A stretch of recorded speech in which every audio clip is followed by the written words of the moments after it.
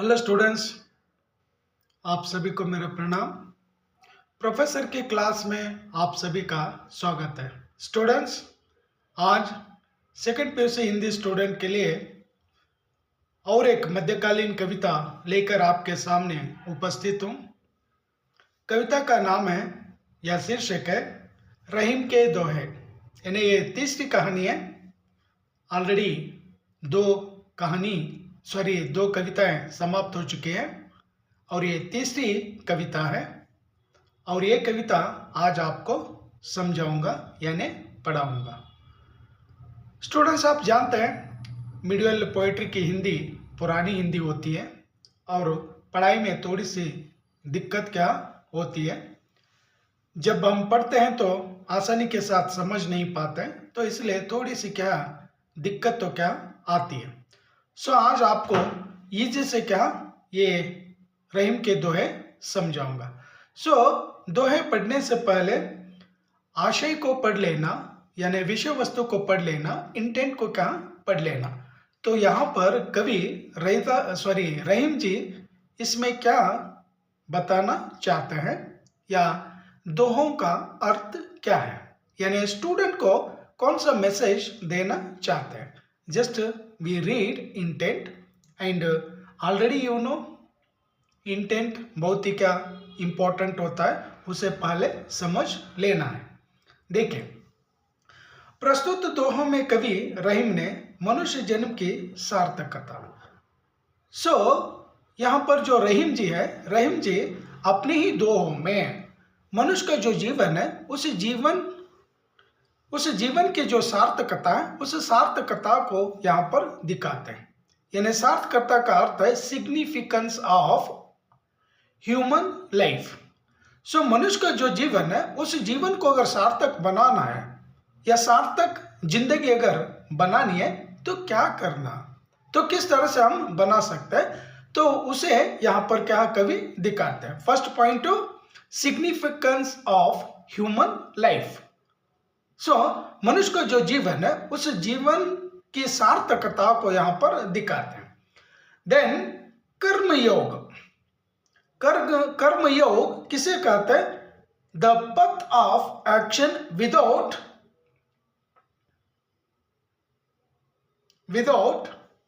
Attachment. यानी यहाँ पर कर्मयोग उसे कहते हैं कि महामार्ग है, उस मार्ग पर निरंतर क्या एक्शन करते चले जाना without attachment. The path of action without attachment. कर्म योग के बारे में भी यहां पर रहीम जी कहते हैं। नेक्स्ट थर्ड वन है मनुष्य की प्रतिष्ठा, यानी ह्यूमन डिग्निटी। उस ह्यूमन डिग्निटी के बारे में भी क्या दिखाते हैं।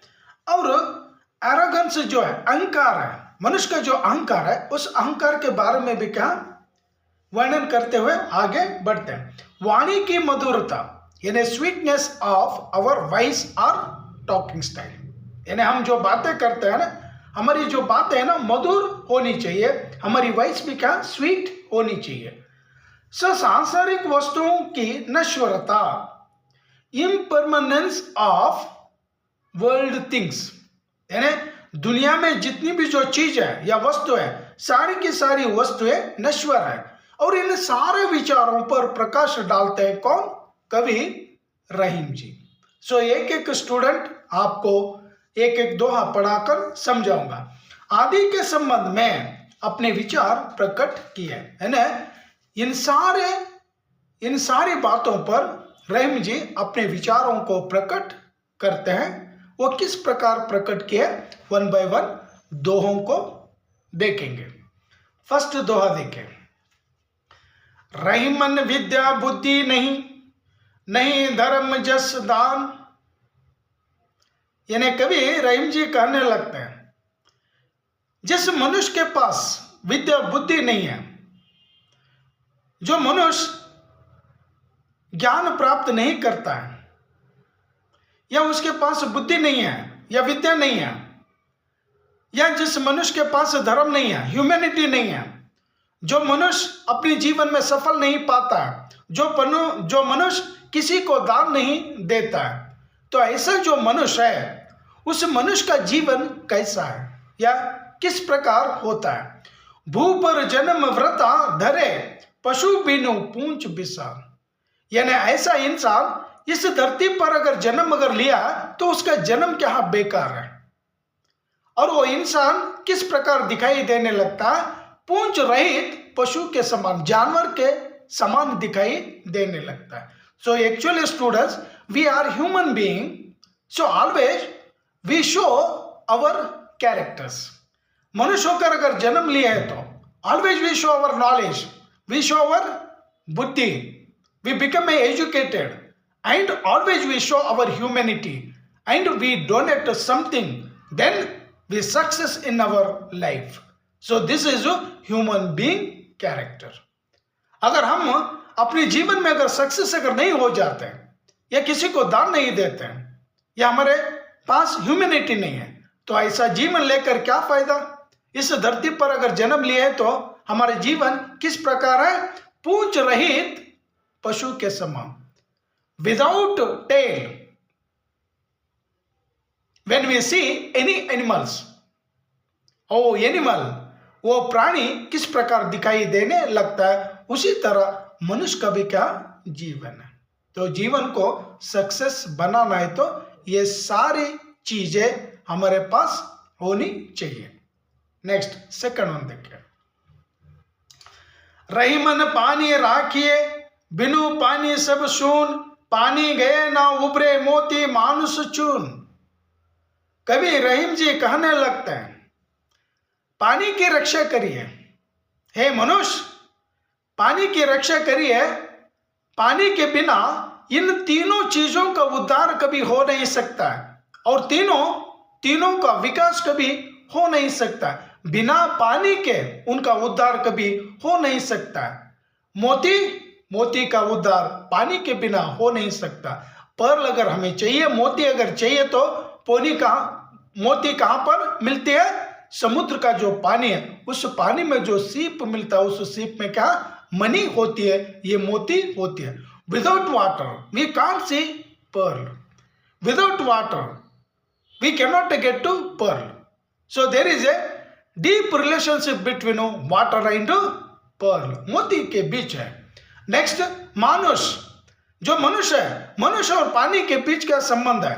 अगर मनुष्य को पानी अगर नहीं मिलता है तो how can we see human being life. Without water हम लोग जीवन कर नहीं सकते हैं, we can't live in this world. पानी और हमारे बीच एक संबंध है। और चून जो है, चूना जो लाइम है, अगर चूना अगर लगाना है, व्हाइट वॉश अगर लगाना है, पानी के बिना व्हाइट वॉश क्या लगा नहीं सकते हैं और इसलिए उसके बीच भी क्या एक घनिष्ठ क्या संबंध है। तो संबंधों के बारे में भी क्या यहाँ पर रहीम जी अपने विचार को क्या प्रकट करते हैं। तो उन संबंधों को देखना चाहिए, तो हम भी अपने जीवन में क्या संबंध बनाए रखना चाहिए। थर्ड वन देखें, रही मन कठिन चितान ते चिंता को चित्त चेत। यानी कवि रहीम जी कहने लगते हैं, हे मनुष्य कठिन जो चितान ते चिंता को चित्त चेत। मनुष्य को हमेशा के लिए अपने जीवन में क्या चिंतन करना चाहिए। चिंतन करना means always we think but we don't worry. चिंता नहीं करनी चाहिए। अगर चिंता अगर करेंगे तो हमें मौत क्या मिलेगी, हमें कोई ना कोई क्या रोग आ जाता है। सो यहां पर केवल क्या चिंता नहीं करनी चाहिए। और चिंता कैसी होती है, चिता के समान, यानी वो हमें नाश करके छोड़ेगी चिंता। और इसलिए मनुष्य को क्या करना चाहिए, चिंतन करना चाहिए। Always we think, we don't worry. चिंता करने की कोई आवश्यकता नहीं है। चिता दाती निर्जीव को चिंता जीव समेत। यानी जो चिता है, चिता यानी पायर कहते हैं, PYRE पायर, यानी जो डेड बॉडी को जलाते हैं, ಅಂದ್ರೆ डेड बॉडी को ನಾವು ಸುಡ್ತೀವಲ್ಲ ಅದು ಅಗ್ನಿ, ಅದಕ್ಕಂತಾರೆ चिता दहती निर्जीव को, जो चिता है, जो फायर है, वो फायर निर्जीव को क्या जलाती है, लेकिन जो चिंता है, वरी है, वो वरी मनुष्य को क्या जिंदा समेत जलाती है। और इसलिए कहते हैं ना, निर्जीव को, डेड बॉडी को चिता जलाती है, और जीव समेत मनुष्य जब जिंदा रहता है तभी क्या चिंता उसे मार डालती है। इसलिए मनुष्य को हमेशा के लिए याद रखना चाहिए, हमें चिंतन करना चाहिए, ताकि चिंता नहीं करनी चाहिए। स्टूडेंट्स, ये बात तो आप याद रख लीजिए। So always we think. Last fourth one देखिए, निज कर क्रिया रहीम कही, सूदी भावी के हाथ। रहीम कभी कहने लगते हैं, मनुष्य आप अपने स्वयं हाथों से निरंतर काम करते रहिए, always you do your work. लेकिन काम करते करते आप चले जाइए, लेकिन उस काम को जो फल क्या मिलेगा, आप उस फल के बारे में, रिजल्ट के बारे में आप ना सोचिए। Just you do your work, but you don't think about result. Result क्या मिलेगा, फलितांश क्या मिलेगा, उसके बारे में कभी ना सोचना। निरंतर काम करते करते चले जाना। फांसे अपने हाथ में, दांव ना अपने हाथ। इन्हें कभी कहने लगते हैं, जो डाइस है वो फांसे हमारे हाथ में हम डाल सकते हैं, लेकिन समय या दांव हमारे हाथ में नहीं है। हमारे हाथ में क्या दांव नहीं है। जब दांव नहीं है तो हम क्या कर सकते हैं। तो इसलिए कहते हैं ना कि केवल क्या हमारे हाथ में क्या डाइस है, समय हमारे हाथ में नहीं है। तो इसलिए निरंतर क्या मनुष्य का जो काम है वो काम करते करते आगे बढ़ना। स्टूडेंट्स, ये 4 दोहे यहीं पर समाप्त कर दूंगा। नेक्स्ट बचे हुए 4 दोहे अगले वीडियो में क्या आपको समझाऊंगा। स्टूडेंट्स, जो भी नए हैं मेरे चैनल पर, आप लोग सब्सक्राइब कर लीजिए। जो भी सब्सक्राइब अगर नहीं किए हैं तो कर लीजिए, क्योंकि ये बहुत ही यूजफुल क्या वीडियो है। सेकंड पीयूसी हिंदी स्टूडेंट्स के लिए क्या ये यूज होता है। नेक्स्ट वीडियो फर्स्ट पीयूसी वालों के लिए भी बनाऊंगा, और एसएसएलसी स्टूडेंट के लिए भी क्या बनाता रहूंगा। नेक्स्ट अगले वीक से क्या शुरू करूंगा। तब तक के लिए फिर मिलेंगे। Thank you. जय हिंद, वंदे मातरम।